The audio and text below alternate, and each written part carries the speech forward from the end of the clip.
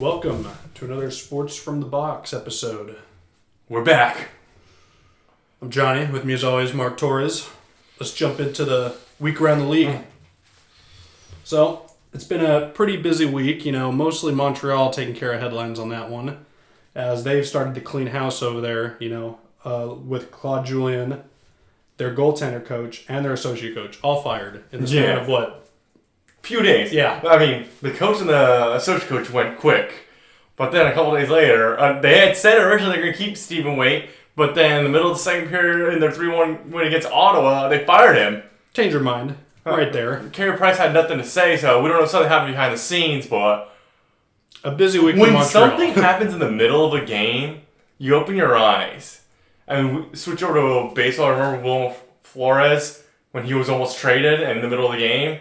Broke down. Yeah, so it's like, usually with players, coaches, something happens in the middle of the game, there's got to be another outward thing going on.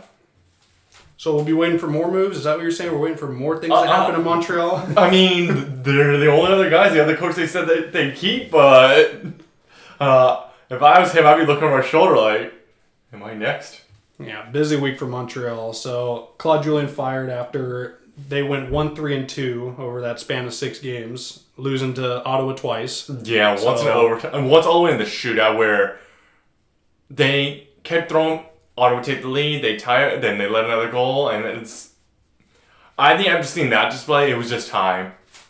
So Dominic Ducharme, assistant coach for the Canadiens for a couple seasons now. Yes, he takes over. He's led Team Canada to gold and silver, and then he also was part of the Nathan McKinnon-led team, Alex Moosehead, to 2013 that won the Memorial Cup. So I mean, he's got a winning history. Yeah, he wins. That's a lot of history over 5 years.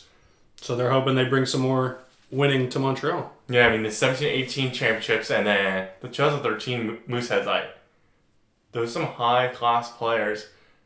McKinnon and Ratty.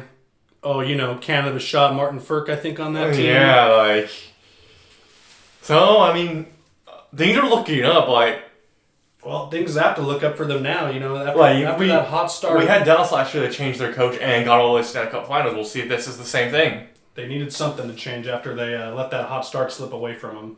I think the thing under the radar with this change is they brought in Alex Burrows as an assistant. He's been down in Laval, the Montreal Canadiens AHL team, since he retired. So he's been waiting for this for a while. Yeah. He's the perfect type of guy. I know a lot of people don't like him as a player, but I'd love to see him as a coach. He has that mentality. And now we might, knocking on the door seeing that. Could we have, we haven't seen him really coach, but second coming of Lindy Ruff right here. Oh, boy.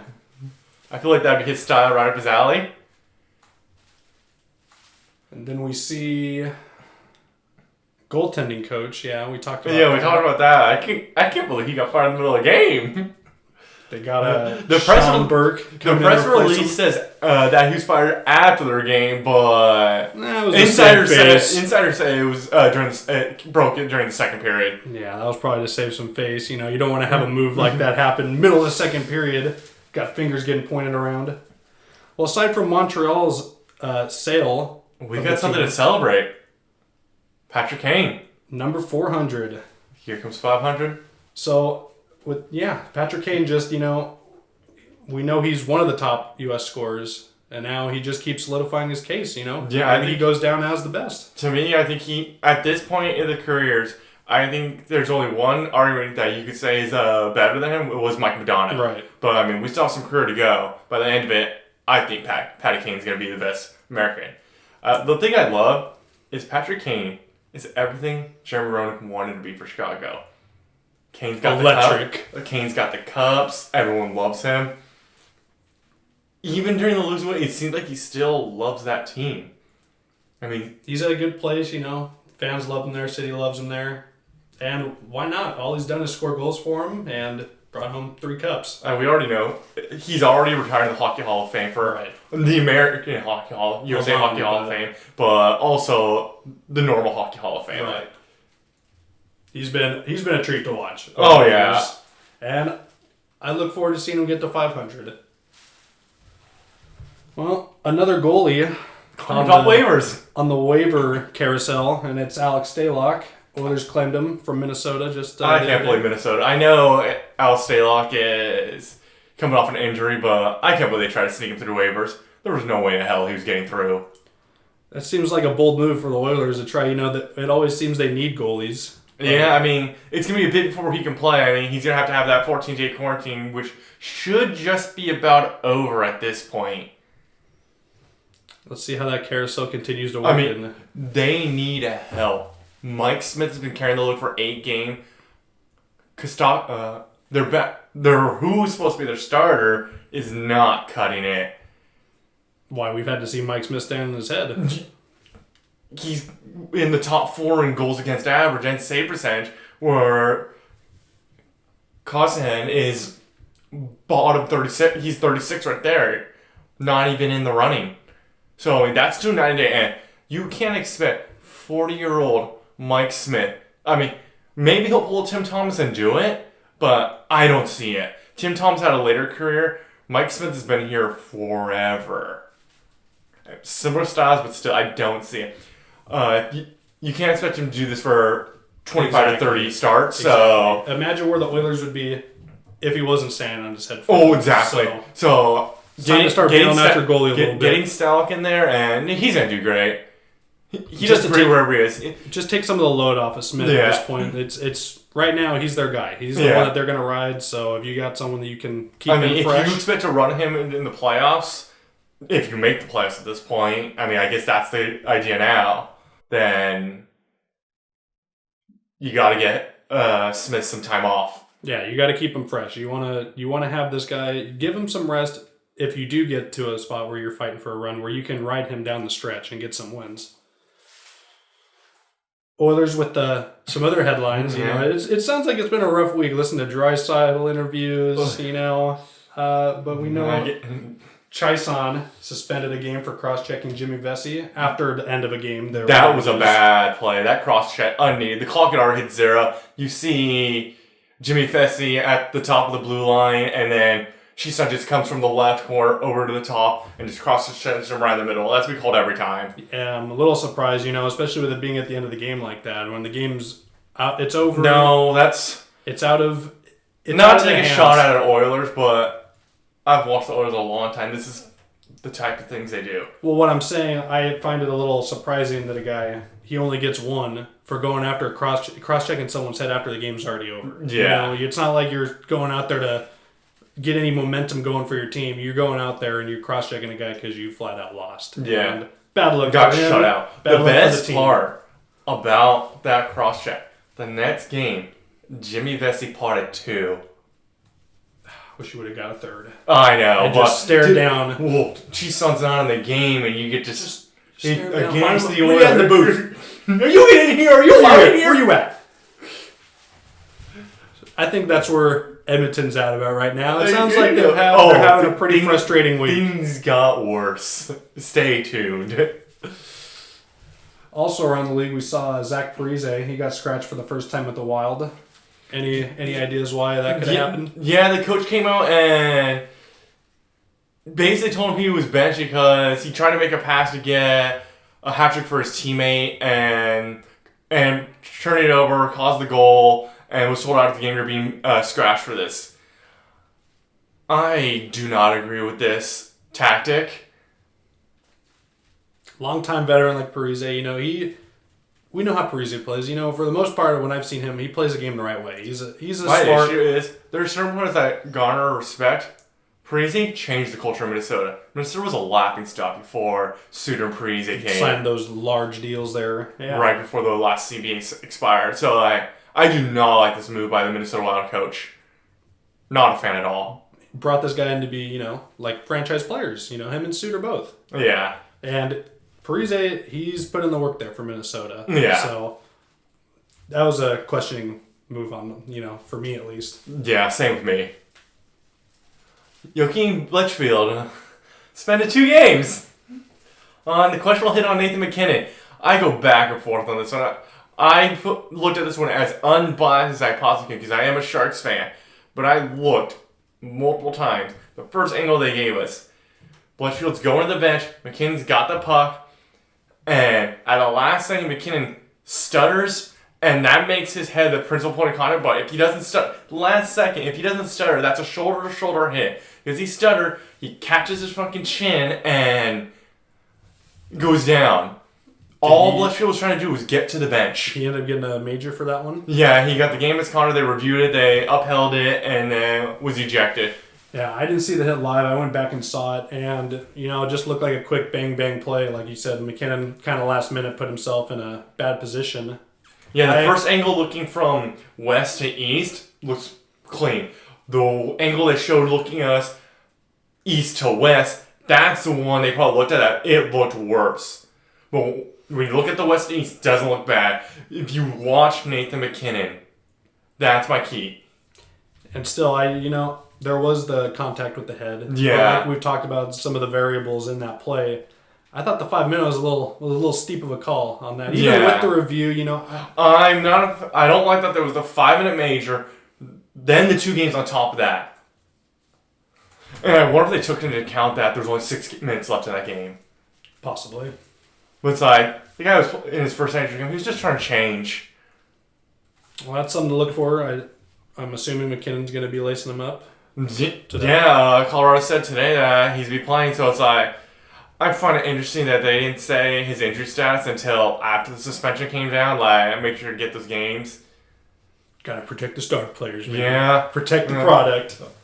Yeah, make sure you suspend the guys at first game, but let the guys run around that spear people in the nuts. Looking at you, Ovi. Moving on. We got an old King's great for you here. I'm sure you'd love to see his face circulating around again. How does this motherfucker keep getting jobs? He just wants to keep pounding on cup wins, all right? I thought after Kings, or when he went to the Kings, I thought, why? He's only a year. Like, he's old. He's done. Then he won Then he won the first cup. Then the next cup, and then was fired. I'm like, all right, now he's done. And then I didn't even see the Flames fire their coach. All I see is the headline, Daryl Sutter back in the NHL. And I'm like, what? I was just blessed, as I looked across my timeline this morning. I just see Daryl Sutter's big face on Twitter, and I'm like, wait, what's going on? And I open it up and see he got hired again. So good to see him back. I would like to see him back with the Kings, and not coaching Matthew Tkachuk, but it's good to see him back. Johnny Gaudreau. That's going to be a match made in hell. He has... Get your shit together. He has Jerome McGinley 2.0. I hope you're ready, Johnny Hockey. This could be a run. I didn't see this firing coming. I felt like they were doing good. I mean, Jeff Ward had gone 10-11-2. I mean, it wasn't great, but... Floating right around 500. I guess it's... I think it depends on, what management's looking at with this team. This is the second coach that got fired after losing to Ottawa. And I think that's the key. They're the benchmark? That's how you lose to Ottawa. If you lose to Ottawa multiple times, it might be time to fire your staff. Apparently that seems to be the case around the league. Yeah. More news. Brent Seabrook, defenseman for the Blackhawks, longtime defenseman, called it quits today. Core piece of those 3 cup wins. Could be 5 if it wasn't for the Kings. Those 2 teams, just juggernauts back then. That was fun to watch. They were the only 2 that were going to take out the other. We knew it was going to be... Don't you remember when the West ran the whole league? East couldn't win the cup. I remember the Kings were running it for a week, and all of a sudden we just turned that 6-game winner into a 3-game losing streak back to 500 almost. And then the Ducks placed 23-year-old defenseman Brendan Gould on waivers. And he cleared. Guy hasn't played an NHL game. I was surprised he cleared.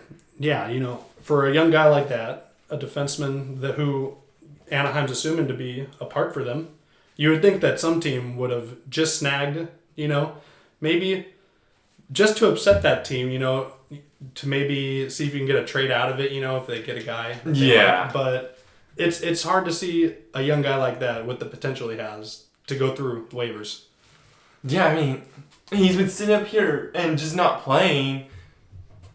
I mean, I guess they just want to get him some ice, but I mean, you guys are losing. You can't find a spot on your sixth defenseman up there to someone to take out? Yeah, you're telling me not one team had a need for a defenseman? I mean, you guys spend a lot of money on defensemen, and I don't see results.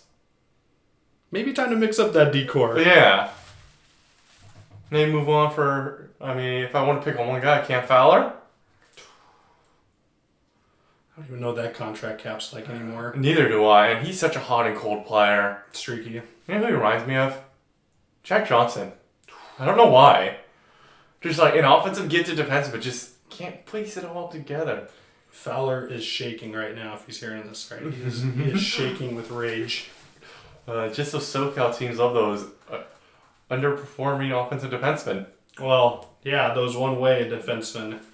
I got no room to tie. I have to watch Carlson and Burns. You watch two of them a night. Carlson's sometimes two a night. When Carlson's in there, you get two a night. Carlson's looked better since he came back. Burns are just, I don't know. Well, Carlson, maybe he's getting a little bit healthier. Yeah, I think that was maybe he just hasn't officially gotten healthy, and the cap hits made him like, oh yeah, I'm fine. Make him want to suit up, not let down. I'm always out to the mentality. I'd rather him take the time and not be in the lineup, get healthy, than be in the lineup and not be healthy and struggle. For a fraction of the year at a time, just to go out and have to get re-healthy, just to rehab something. I keep telling Sharks fans, there's no getting out of this contract. San Jose does not buy out players. We're stuck in hell. We got to figure it out. So might as well get him healthy. Yes. We touched on Patrick Kane, but he was exactly the 100th player to score 400. Wow. The 9th American to do so. We touched on it. Probably the greatest American player now. Up on that list. There's some debate I found out while doing my research on Brett Hall. Because he played for the American teams, but the experts consider him Canadian. Because he was born in Canada, even though he played for all the American teams. I'll level with him on that. You think so? I will. Even though he played for Team USA? He's not an American-born player? Asterisk? We'll put an asterisk next to it. We'll put an asterisk. Well, outside of that, yeah, I think you're looking at Madonna and you're looking at Kane. And we touched on he's past Rowan, he's past Chuck, past Joe Mullen. Right. I think the only one that's hard to debate is Phil Housley. Because he's a defenseman and he scored fucking a shit ton. He did, but then you take a gander at that plus-minus over there. Yeah, and that he played for a stacked Bruins team. So that's what we got to look at too. But we're talking about American scores, so we'll have Housley up there for sure. Yeah, I think it's Madonna, Kane, and Housley tied. And the thing for Kane, he's still got some games left in him. So I looked at the stats between Madonna, like I said, Madonna and Kane. They're literally same amount of game, points apart. Yeah, so I'd take either at this point in their career. Madonna only had the one cup where Kane had the 3, but Madonna didn't have anything around him. I'll take him right. Who wanted to play in Dallas in the fucking 90s? It wasn't until Brett Hall came. Alright, back on the Oilers. Oh boy, we're back. I told you to stay tuned. This is a good one. The Oilers played Toronto 3 times this week. They were shut out twice. And yeah, that's bad. But then they were shut out twice by 2 different goalies. They had 1 goal and 58 shots on 3 different ones. Jack Campbell started off having the 30-save shutout, shutting me up. I'm not a believer in Jack Campbell. I thought he was terrible in LA. Shut me up. He looks like a completely different goalie. So it's making me start to think, maybe the Kings were that bad. I think they were bad, but I didn't think they were that bad. They were pretty bad. It was, we hear Jim Fox say that word every couple minutes. Structure. There wasn't a whole lot of structure with those teams. Yeah. So is this worse? Is this stat for the Oilers worse than Toronto getting shut out by the Zamboni goalie? Now, is that worse? Is this what Toronto had to do to make us forget about that? That's an excellent question because let me get through this and tell our viewers the last 2/3 of the stats. Then their 3rd string goalie, Michael Hutchinson, who couldn't even say the deep Colorado Avalanche last year. Got it, repeated the performance, but later making a 31 save shutout. And then Freddie Anderson comes off injury, who had a fire drill the first 4 minutes, stopped 26 of 27 shots. 1 goal on 3 different goalies. Oilers can't buy him right now. You have the debate on the greatest player in the game right now, Connor McDavid. You saw You've got the right there title. was the foot race with the Toronto Maple Leafs forward. Connor McDavid is the fastest player from the defensive blue line to behind the Oilers' net. This guy kept step for step with Connor McDavid, the fastest in the NHL. I was amazed. You guys have to check it out. Catch up with McDavid. That's a feat all on its own. Not catch it. Beating McDavid from blue to red line. Connor, get the speed up. Come on. What do you get the speed up? How much faster can he go? Obviously, they can go faster if the Oilers aren't buying goals, all right? Something's got to go on at Edmonton. All right, so yeah, enough pick on Edmonton, but I still think the Zamboni's worse. They're not going to live that down for a while. They can keep trying, you know. Throwing out 4 goalies at a team, you know. The only thing will erase it is a cup win and handing him the cup, the Zamboni driver. Oilers going to make a trade for him. All right, diving into our division breakdowns, we're going to start with the West. Johnny, I'm sorry. Last we checked, the LA Kings were in 5th and went on a run. We fucked up and didn't have an episode in time, and they were all the way up in 3rd place. They're now back in 6th. Yeah, like what I said earlier, they turned that 6-game winning streak into a 3-game losing streak right after, so not exactly what you wanted to do right after gaining those points in the division, you know, not running away, but, you know, giving yourself a playoff spot. I will say that 6-game winning streak did put them in a fine spot because now there's a buffer between 6 and 7 with LA at 22 and San Jose at 18. So a little bit of wiggle room. Yeah. But still. The division's starting to take shape. I mean, they have they have a couple of games on hand on most teams, except Vegas. They're within 1 game of everyone, where Vegas has only played 19 because of all the cancellations. But that will balance out. I mean, that stretch had me believing, but Kings are a trap team. I never know what I'm getting when I watch them. It's a mixed bag. Them and Arizona, they're the biggest trap games in the league. Constant pressure. Yeah. And that Arizona pressure was apparent that last game. At least to start. Yeah, but the division's really looking good. I mean, Vegas is where I think they... Yeah, Vegas, Colorado, St. Louis. That's where we pretty much... I did not think St. Louis would still be hanging around. I mean, the rest of the division's got to pick their shit up. I don't want to see St. Louis in the playoffs. I think the biggest surprise has been Minnesota, even with all their COVID protocols going on. The Thrill is what they're calling him. He's already a king killer, I'll tell you that. Yeah. Boy, I saw him make Dowdy look bad a couple times. And how do you feel if he slides on the ass too? He won't. He has to earn it, alright? He has to earn it! But yeah, really no surprises.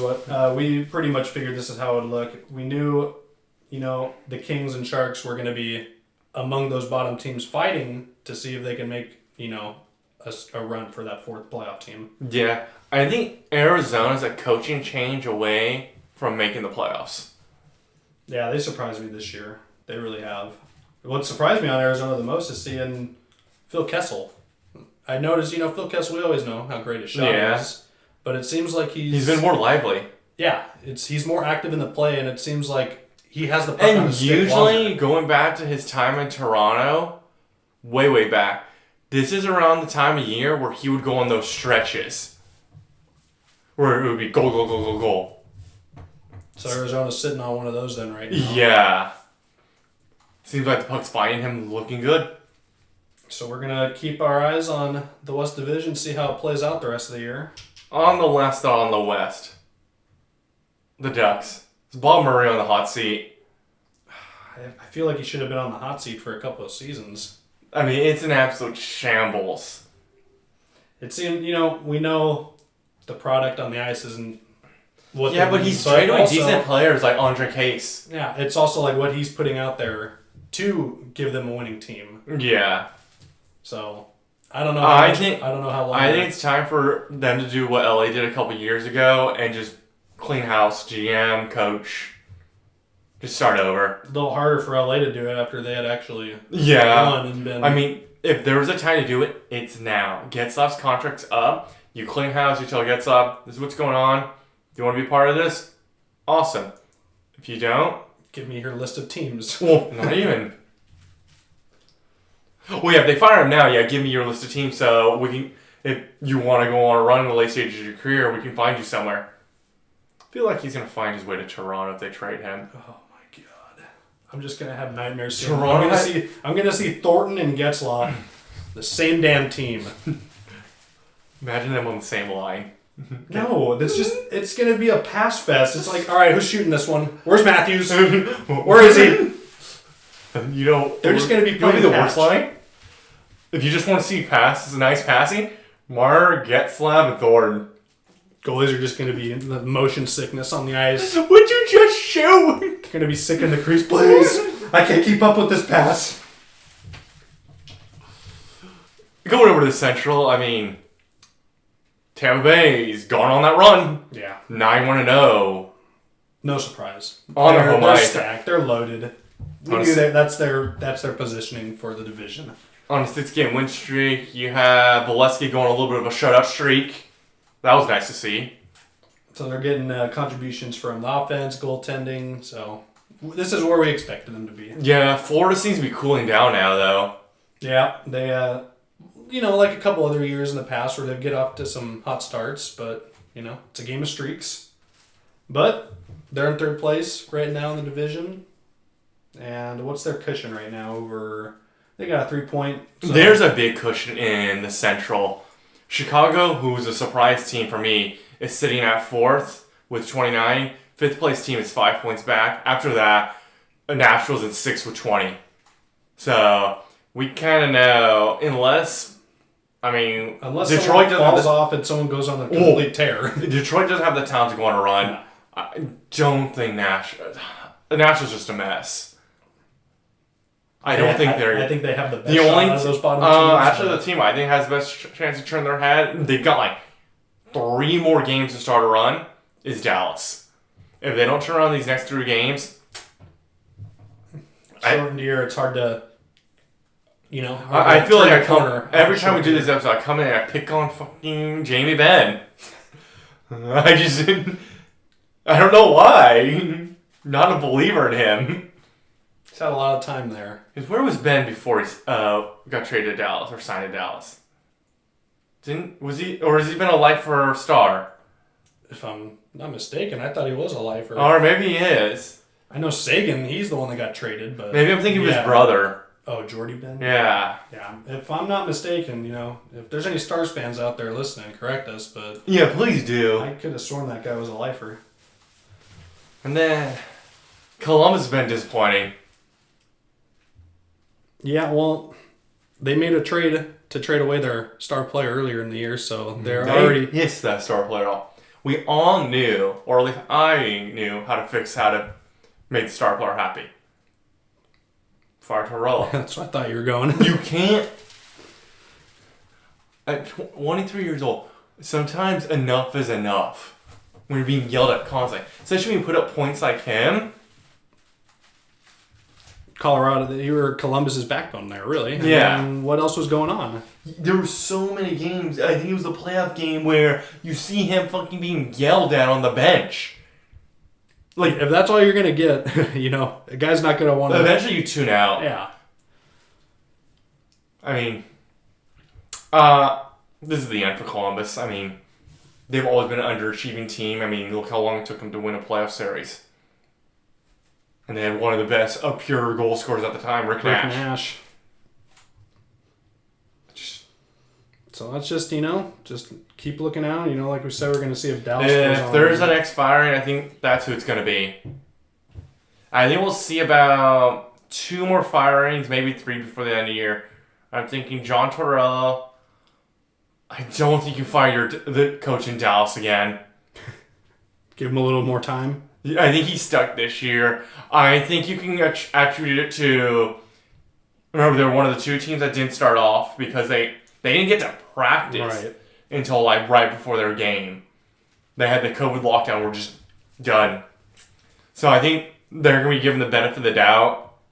I mean, one of the big stats you look at to see how your team is competing is goal differential. They're at -2, so they're right there. They're close to going on a run. Where you have Columbus, Nashville, Detroit all -33 for Detroit, -18 for Sometimes you don't score power play goals. -33. And then -11 for Nashville. So Dallas is the one trending in the I think we direction. have our 4 teams are going to be Tampa Bay, Carolina, Florida, Chicago, and then if Dallas goes on a run. Those are the teams. That's the playoffs right there. That's our Central. Yeah. The good old North Division. The division I love. The most entertaining division. You throw any game in the Central, any game in the North, I won't even look. I don't care if there's We're not even checking for those Central games. You saw the North game, it's already Oh, yeah. And somehow, I end up watching the lowly Ottawa Senators every time. And they're still more entertaining than who? Half the teams in the league. We're looking at you, Buffalo. No, Buffalo's Well, they are. They're entertaining, I guess. To watch for a totally different reason. Any publicity is good publicity, right? Is that the case for them? Just we know it's going to be a complete shit show out there, but you know what? It's going to be a good watch. But I think Toronto's, except for their hiccup last night against Vancouver, where they fell for their trap game. Everyone knew it. This is a trap game. You know your trap game's on the calendar when you're flying high, things are going good. You just fall for the trap game. Toronto, I honestly don't, unless Montreal starts. The only thing we have to point out here is Toronto's in first. They've only played 1 game against the second place team who's 7 points behind them. And has 2 games at hand on them. We talk about Pierre-Luc Dubois. He's on that Winnipeg team. He is. I think that's the only threat. Winnipeg for sure. This is the test game for Winnipeg. I'm not sold on Winnipeg yet. I know what I'm getting with Ottawa. I know what I'm getting with Vancouver. Now Calgary's a mystery. Montreal's kind of in there right now. Yeah, but they were flying high and then shit hit the fan. Edmonton, they're trending downwards. So, I think Winnipeg, they're playing Toronto next. We're going to see what they give. Going to be definitely watching that one now. See how they challenge Toronto. Yeah. You said how many games? How many games has Edmonton played against a second place team? You say none or didn't you? No, Edmonton. No, Toronto's played the 1 game against Winnipeg. And that's the big key. That's the team Toronto's played the least. And that's the team you figure is going to be the biggest challenge. I think that's the question mark. Yeah, we're going to find out Toronto's kind of steamrolled over everyone except 5-1 blow lead against Ottawa. But that seems they put that in the rearview mirror quick. That they had to. This week against Edmonton has made at least me forget about that Ottawa game until I just mentioned it now. So Toronto's thanking them for that. Yeah. Every week someone's laughing stock. This week's Ottawa. Who's going to be next week? What I love about watching the Canadian division is how quick the Canadian media loses their fucking mind. It's so fun to watch. It just seems like everyone in that Canadian market, everyone's on the hot seat at all times. It's like watching how people treat the Jets in the NFL. So trigger. just think of them, and all I can think about is that butt fumble. That's all I can think about. Is I that what we're calling you? I think of the Adam Gase interview. Yeah, it's more recent. But yeah, I mean, yeah, just look. We have some question marks now because the 4 and 5 team, Montreal Encounter, made coaching changes. So we're going to see what those coaching changes do to spark the teams, but I'm interested to see how Montreal responds with that roller coaster of a week. Montreal just needs to learn how to score more than 3 goals per game. I mean, that's their issue. Easier said than done. Oh, yeah, I know. Over to the East. Who do we want to pick on first? Would we just start with Buffalo? I don't know. If we get started now, that might be all the time we have for this division. I mean, what's going on? They have the worst ranked 5-on-5 scoring. There it is. There's your answer. No. That's what's going on. Well, yeah, that's what's going on. They have the 4th best power play. Well, they gotta start. They're playing the same team. What's going on? They gotta start getting tripped more, I guess. That's too much of a differential. I could buy if we're talking about 15th to 20th ranked 5-5 and then the 4th ranked power play. But this is drop off. That's night and day. And that's what everyone on Sabre fans have said, that they need to fire their coach and get a coach that understands this new 5-5 type NHL we're playing. And that might have to be what they have to do. Yeah, because look what they're the doing. problem is, it seems like play. the Palugas, the ownership of the Sabres are committed to this. Because I think it was Elliot Freeman said on his 31 Thoughts podcast that the Palugas can't commit to a system. They keep changing coaches every couple of years. You're not building anything. So I think that's why they're refraining from firing this one. But I think this is the one that needs to go. Something's got to give in Buffalo. Because they keep changing the system. These process, you can't build any process system. You can't build a core around it. A constantly changing system. So I understand that. I mean, there's been a couple things. I mean, he benched Jeff Skinner and didn't really give him a directive why or how he could get in the line. He knew why, but he didn't give him a directive how to get back in line. Usually when your coach benches you, this is what you're doing wrong. This is what you need to work on. Yeah, this is what you need to work on. When you're getting scratched or sent to the minors. That's always what happens. And then there was the whole interesting Jack Eichel situation. Where he said he was injured in warm-ups before the New Jersey game. Then a couple days later, Jack Eichel said to the media that no, he wasn't injured, and that the game he was supposedly injured in warm-ups was a game he missed back skate. And so he could be the reason why he wasn't. Yeah, the coach came out and said, after Eichel talked, came out and said that he wasn't trying to do a game shift, that he wasn't trying to hide it. He thought he'd be good to go. But there's some question marks there. I don't like that. Seems like a weird situation there. Is it starting to get to him? Is he starting to maybe think his time's limited there? I mean, I know, I see Jack doesn't speak much, and he spoke. I mean, Jack, you wear that C. That carries something.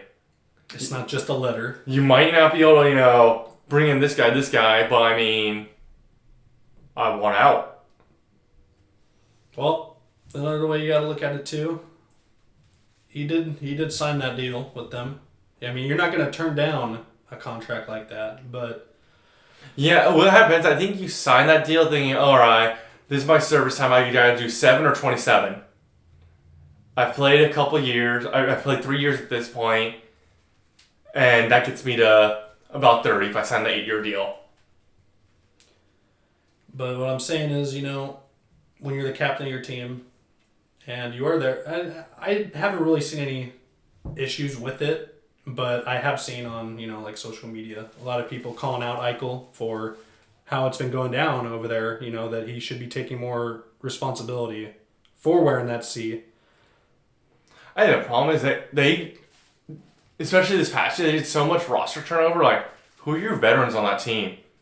So I think that touches on what we were talking about, always changing your your system. Or it reminds me of when can't really get anything going. He's on the team as well. When Taylor Hall was on the Oilers, I mean, that team was filled with young guys. Remember, they kicked out Sean Horkoff, Sheldon Saray, a couple others. I can't think of their name right now. But I mean, there was no leadership at all. It was just all young guys. Young guys flying out on the ice. So it's like, I feel like that's the same system here now. It's like, run and gun with your young stars and hope it works out. I mean, what's Hall supposed to tell? Oh yeah, I've been there. And yeah, it was shit. Like, there's nothing Hall can offer. I mean, I guess, yeah, your biggest veteran is Eric Stahl. But Eric Stahl made a terrible play. A play that, I don't know who on the Sabres broadcast said it, but, oh no, it was an insider. And said that back in Philly, those are the type of plays that end men's careers. Oh. Yeah. Whoa. If you're interested, Eric Stahl comes up from behind his net to the left, comes up, passes it, gets turnovers in the back of the net. Hell, I see Burns do that like 3 times a game. Oh no, this is a bad one. Touching on Burns, I don't think we've been live since that infamous play. Yeah. Tune into the next Sharks Talk. Probably be dropping that next week to let you know. I have some words on that one. I think we're both going to have a nice little piece on that. And we have been talking, we're thinking about combining Sharks Talk and Kings Talk. Let us know how you guys feel about that. Yeah, thinking about doing our normal weekly one and then also have our combined Kings and Sharks. If we did that, we'd probably do a Kings and Sharks one every 2 weeks instead of doing monthly. Too much happens from month to month. Yeah, you know, then if it seems like once we get all something else big happens. Yeah. Because then we could break down the games in that 2-week span. But like I said, let us know your feedback on that one. So who are your teams to watch in this East Division for trending upwards, trending downwards? What 2 teams are you looking at? Honestly, this is one of the divisions that like literally is going the way I thought I did. I mean, there's some teams that are doing worse, like Buffalo. But I knew Buffalo wasn't doing anything, Jersey wasn't doing anything, Rangers. And I knew one of the 5 would be out. Washington, who's at the top of the division, tied with the Islanders, both for 30 points. Then you had Philly, 3 points behind them. Boston, tied with Philly as well. And then those are at 27. And then you had Pittsburgh at 25. So I'm a 5-point differential. I think we're about to see something big happen in Pittsburgh the next week. Brian Burke, probably comfortable. Right, him and Hextall. Yeah, they're looking at what they're surveying what they have. I kind of feel like Hextall took what he took his learning experience from what the Kings did when they changed guard. And in Philly. Yeah. He's got some fucking knowledge with him. Yeah, definitely. So we're gonna be watching them, see if they start giving Boston. Oh yeah, we'll see in the next couple. This next week and a half is big because we'll be hitting the 25 to 30 game mark, and we're 23 games. We're literally at the halfway points for most teams. 23 games. And the next week and a half will be more than halfway. So we'll see what happens. It's going to be a fun ride the rest of the way for trades. Trades are going to be interesting, especially trades involving the Canadian division because they have that 14-day quarantine. Unless the Canadians teams trade with each other. And also what we talked about with trades is going to be interesting this year.